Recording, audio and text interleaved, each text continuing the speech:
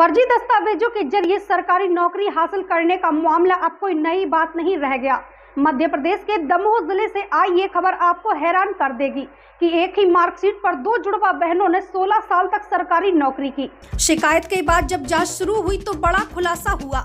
दीपेंद्र की पत्नी रश्मि ने अपना इस्तीफा दे दिया, जबकि विजय की पत्नी रश्मि यानी दूसरी बहन गायब है। वहीं दोनों बहनें करीब 80-80 लाख रुपए वेतन के रूप में प्रशासन से ले चुकी हैं। वहीं अब प्रशासन ने इस पूरे मामले की जांच शुरू कर दी है। वहीं जांच में अब तक 17 ऐसे मामले सामने आए हैं जिनमें फर्जी दस्तावेजों के आधार पर नौकरी ली गई थी। इनमें से 7 को टर्मिनेट किया गया है, बाकी मामलों में जांच जारी है। जुड़वा बहनों के केस में FIR की प्रक्रिया भी शुरू कर दी गई है। तो ये था दमोह का वो मामला जिसने सरकारी तंत्र की जांच प्रणाली पर सवाल खड़े कर दिए हैं। अब देखना होगा कि दोषियों पर आखिर कब तक कार्रवाई होती है। विनय चौबे के साथ ETN न्यूज दमोह। सर, 2 जुड़वा बहनों का मामला सामने आया है। एक ही मार्कशीट पर नौकरी कर रही थी, करीब 1.5 करोड़ से ऊपर तनख्वाह ले चुकी है। क्या है पूरा मामला? इस संदर्भ में जो जांच का प्रकरण है वो पूरा का पूरा ज्वाइंट डायरेक्टर सागर स्तर पर लंबित है ना।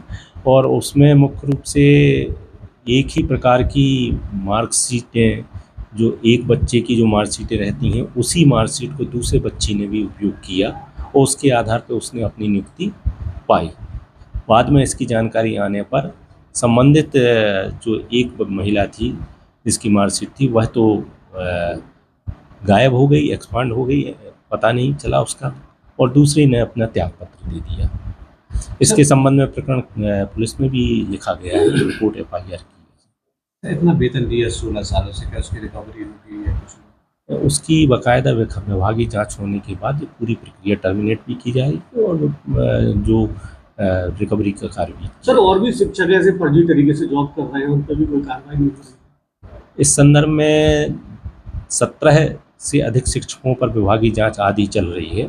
इनमें से लगभग 7 शिक्षकों पर टर्मिनेशन की कार्रवाई भी की जा चुकी है और बाकी शिक्षकों पर विभागीय जांच प्रचलन में है और अतिशीघ्र विभागीय जांच प्रचलन के बाद निष्कर्ष आने पर उनके विरुद्ध भी कार्रवाई की जाएगी। सर, इतना बड़ा घोटाला है, चूक कहाँ हुई है, कहाँ समस्या है?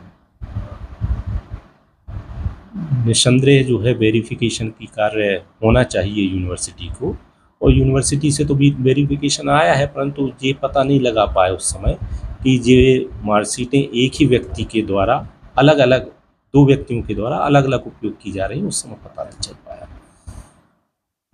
Thank you.